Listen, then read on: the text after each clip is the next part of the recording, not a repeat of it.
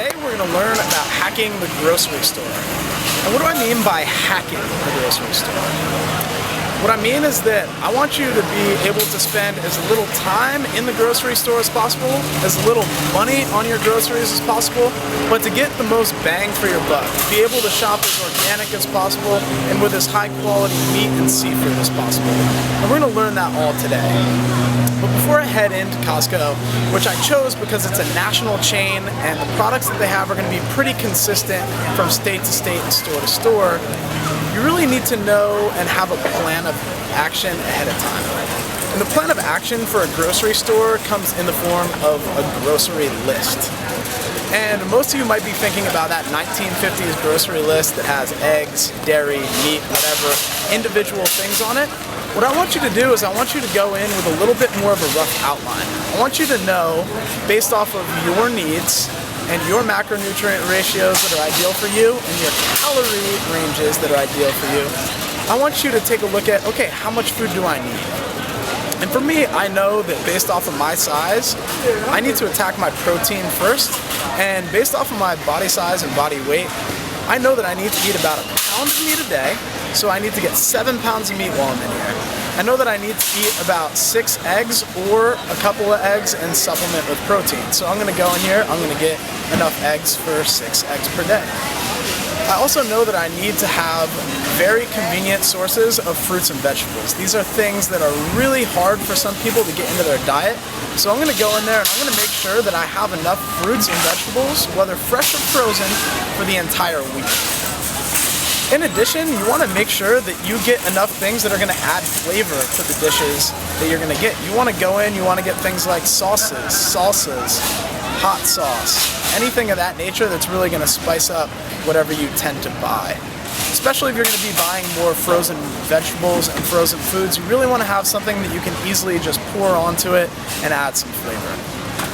And on that note, you also need to really take a second and think about how many convenient meals do I need per week? For me, I have a Sunday ritual and I'm able to really make it convenient for me to eat for the next 3 to 4 days by preparing that food ahead of time. But not everybody has about an hour and a half to commit to food preparation on a Sunday, so you need to think to yourself, how much time am I really going to spend this week cooking and on meal prep? And from there, you can determine how many of the foods that you need to pick up in the grocery store are going to be convenient foods, ones that are already prepared for you or almost prepared for you. So first up, I like to hit the fresh meat and fresh seafood because I like to get about enough to last me the first 3 days of the week.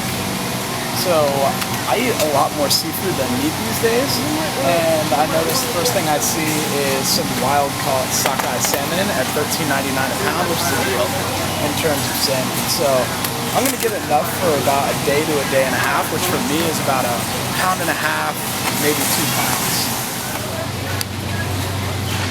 So I just picked up about a pound and a half of fish. And I mentioned that I like to get enough fresh meat and seafood to last me the first 3 days of the week. I like to prepare that all ahead of time. So I'm looking for another about pound and a half of meat here. And the reason I love to get ground beef is it's super versatile. You can use it in pasta sauces, you can cook it as burgers, you can make meatloaf. There are so many different ways that you can use ground meat. And the great thing is, since they're individually packaged, I can freeze whatever I'm not going to use in the beginning of the week for either later in the week or the following week. And at Costco here, they sell their ground beef in 4-pound packages, so I'm going to pick some of them up.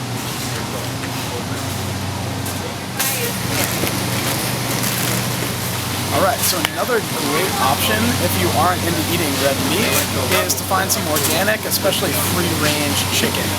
Especially if you want to bring down the total cost of your grocery basket after purchasing something like high-quality fish, chicken is a great option. We have chicken thighs here at $4.99 per pound for organic, which is great. Chicken thighs can be used in the slow cooker for pulled chicken. You can bake them, you can do them buffalo style, they're very versatile. Easy to make, it takes 20 minutes in the oven at 425. So here we have another 4-pound package that we can pick up and make things really easy. If we need to freeze some of the individual packages, we can do that as well. So we have some fresh meat in the beginning of the week, and then we can thaw it out towards the end of the week so it doesn't spoil. I am now picking up some of the Costco organic eggs. Costco does a great job sourcing their eggs. They are cage-free. I know a lot of people have high standards for free range and pasture raised, but you're not going to beat this price. For 24 eggs, it only costs $7. So I go through about 42 eggs per week, so I'm going to end up picking up 2 of these 24 packs.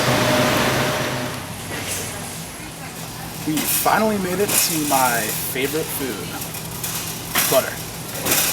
Butter is one of those things that's been demonized for a long time. There are plenty of reasons that grass-fed butter is actually good for you, and I use it often for cooking and even sometimes in my coffee. So here at Costco they have a 3-pack of 8-ounce Kerrygold grass-fed butter packets. So the cost for that is only $7, and that is an absolute steal. Generally they sell for about $3.25 and somewhere like Whole Foods, so to be able to get 3 of them here for $7 is a no-brainer. Every day I have made the habit of drinking a green smoothie. I try to get about 3 cups of dark leafy vegetables in my smoothie every morning, and for that reason I ended up picking up 1.5 pounds each of the Deep Greens blend, which costs $4.49 for 1.5 pounds, which is quite cheap for greens, and then I bought 1.5 pounds of the kale mix, which is also quite cheap.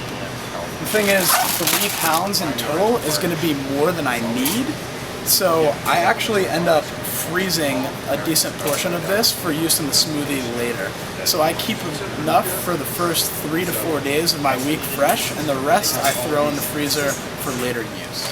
We got here 3.5 pounds of organic squash at 85 cents a pound. This really brings down the grocery cost of my organic produce.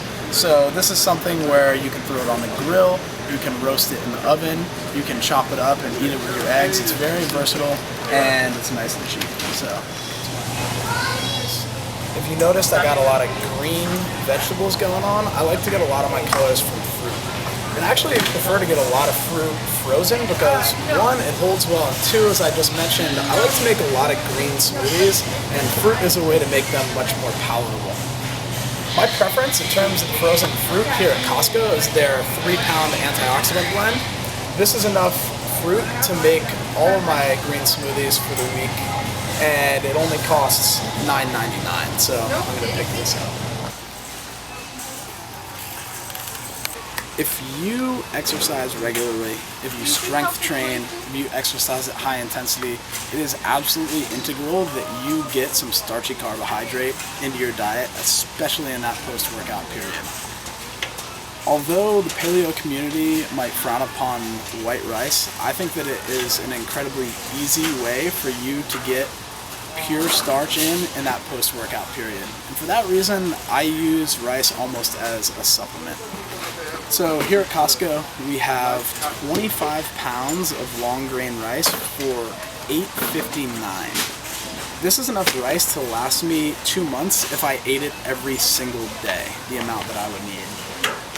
And for $9, that is really going to bring the price of my groceries down on average. Whereas buying sweet potatoes for my carbohydrate every day or yams is going to cost me over $2 per pound. This is costing me a fraction of $1 per pound on a regular basis. And this is going to last me a long time, so this is definitely something that I'm going to be putting in my cart.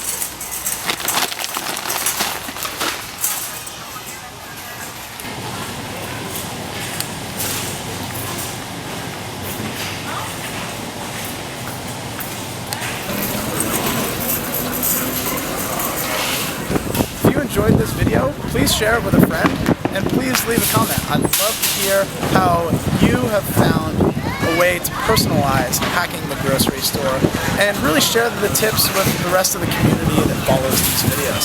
So, thank you, and I hope that you save time and money next time you enter a place like this.